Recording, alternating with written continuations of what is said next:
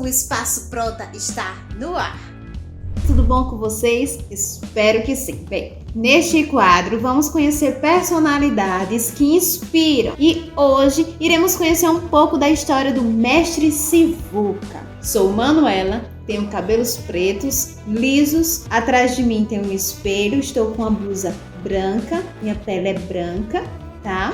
E uso óculos, estou com brincos em forma de uma mão. Então, vamos lá conhecer um pouco da história do Mestre Sivuca? Sivuca ficou conhecido como compositor e acordeonista sanfoneiro. Contribuiu para o enriquecimento da música brasileira e recebeu reconhecimento internacional por seus trabalhos, que inclui choros, frevos, forróis e outros ritmos. Severino Dias de Oliveira nasceu em uma família de sapateiros e agricultores em Itabaiana, pequeno município aqui no nosso estado da Paraíba. Começou a tocar sanfona aos 9 anos de idade. Novinho, não é? Começou bem cedinho, em feiras e festas populares. Aos 15 anos, mudou-se para Recife, onde trabalhou na Rádio Clube de Pernambuco e recebeu o apelido de Sivuca. Em 1948, tornou-se um aluno do maestro Guerra Peixe e foi contratado pela Rádio Jornal do Comércio. 2 anos depois, em parceria com Humberto Teixeira, gravou seu primeiro disco pela Continental, que incluía a música Adeus, Maria Fulô. Em abril de 1955, Sivuca foi morar no Rio de Janeiro. Durante 3 anos, ele foi artista contratado da Rádio e TV Tupi. Em 1958, de várias apresentações na Europa, decidiu morar em Lisboa. No ano seguinte, foi trabalhar em Paris, onde permaneceu 4 anos. Já em 1964, Sivuca mudou-se para Nova York, onde assumiu a direção musical das gravações da cantora africana Miriam Makeba. Ele andou pelo mundo e gravou na Suécia e no Japão. Retornando na Europa, criou músicas para filmes e realizou projetos com músicos como Hermeto Pascoal, Paulo Simon e entre outros. Sivuca foi casado com a compositora Glória Gadelha, com quem desenvolveu um vasto trabalho, com destaque para o forró Feira de Mangaió. Outras parcerias bem-sucedidas foram João e Maria, com Chico Buarque, e No Tempo dos Quintais e Cabelo de Milho, o nome das músicas que ele compôs junto com algumas parcerias. E ambas essas duas últimas que eu citei com Paulo Tabajós. Após lutar contra um câncer na laringe, infelizmente Sivuca chegou a morrer aos 76 anos de idade. Mas ele deixou uma história, virou uma lenda no nosso país e tantos outros lugares por onde ele passou. Então, esse é um pouco da história sobre o Mestre Sivuca. Espero que vocês tenham gostado e até o próximo Minuto Inspiração. Tchau! Protagonismo é ser um jovem solidário, autônomo e competente. É ser confiante e determinado. É ter responsabilidade. É ter vontade de continuar aprendendo. É ajudar o próximo sem esperar nada em troca. É buscar soluções para os problemas. É cumprir seus direitos e deveres. É ter respeito e humildade. E realizar o seu projeto de vida. Oi gente, meu nome é Daniel Felipe e eu sou protagonista da ECIT Sebastião Guedes da Silva, aqui em Teixeira. E eu estou passando aqui para falar para vocês o que é ser protagonista para mim. Então, para mim ser protagonista é buscar meios de ajudar a sua comunidade. Não só a comunidade escolar, como também a comunidade onde você mora.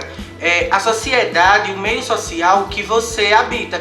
Porque nós sabemos que um jovem protagonista, quando ele de fato é protagonista, ele não fica apenas na escola, ele não faz projetos apenas para a escola. Então nós devemos buscar esses meios de ajudar não só nossos colegas na escola, mas também todo mundo que mora ao nosso redor. Salve, salve galera, tudo bom com vocês? Esse é o quadro Eu líder de turma. E, gente, hoje eu vou falar a minha experiência, como eu me tornei líder de turma, né? E dar algumas dicas aí também para quem é líder de turma e para quem é liderado. Gente, primeiro eu vou explicar como eu me tornei líder de turma. Eu me tornei líder de turma no 2º ano do meu ensino médio. Então, um ano antes, eu não era líder, né? Eu era liderado. Tinha as pessoas que me representavam na minha sala, eram os meus colegas. E no 2º ano, eles não queriam mais assumir a liderança. E alguns dos outros colegas também não queriam assumir. Então, eu comecei participando de algumas reuniões, de algumas atividades como representante. E chegou o momento de decidir quem era o líder de turma. Como eu já vinha representando a nossa turma em algumas atividades, o pessoal me colocou, né?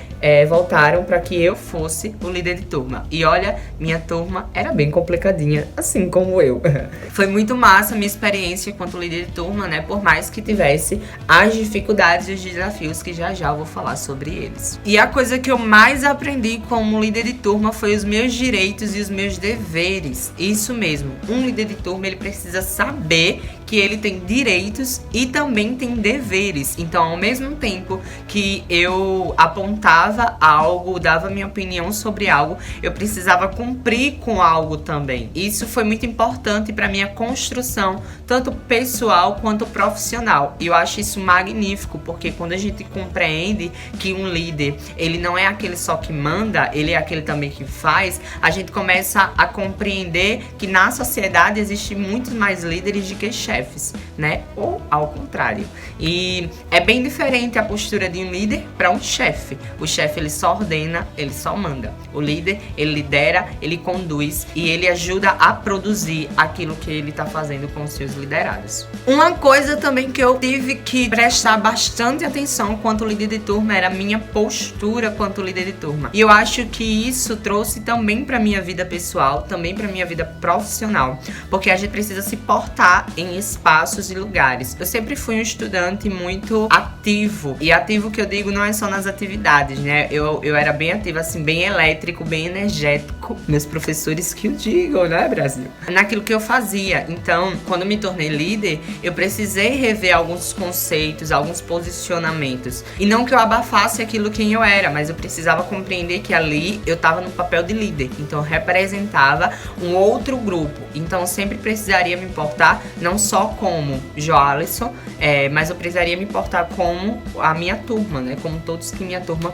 talvez posicionariam. E deixa eu falar pra vocês que assim como a gente tem direitos, deveres e precisa ter postura, a gente também tem desafios. E olha que os meus desafios estavam literalmente ligados aos meus direitos, deveres e postura. Porque, como eu falei, eu era estudante muito energético, eu era estudante que não parava quieto em alguns momentos, mas eu precisava me importar quanto um líder de turma. Então, a importância de ser um líder de turma e representar uma turma vai muito além de que só ir para reuniões e de que dar avisos na sala, né? A gente precisa se portar como um líder. A gente começa a compreender que na sociedade a gente tem um papel muito importante.